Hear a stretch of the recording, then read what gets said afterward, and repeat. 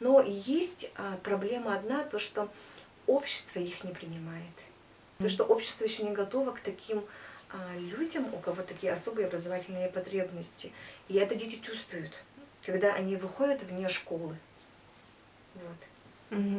И вся наша как бы воспитательная работа и нашей службы, наших педагогов, это подготовить наших детей к такому обществу, общество, которое их не воспринимает.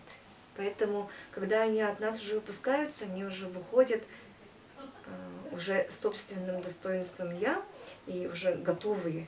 Потому что бывают такие негативные стороны в жизни, и то, что, возможно, если они дадут какую-то слабину, да, они не могут адаптироваться в социальной жизни.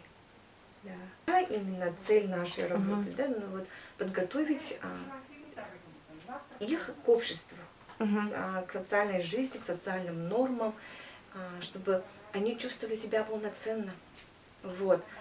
И да, не то что прививаем уверенность, мы их вместе с их родителями уже вырабатываем алгоритм действий, да, их воспитания, обучения, и уже лепим, уже они выходят.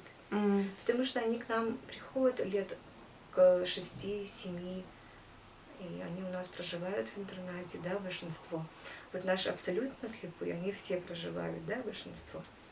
И наш в целостном, целостный наш интернат, вся наша структура работы именно на этом и опирается.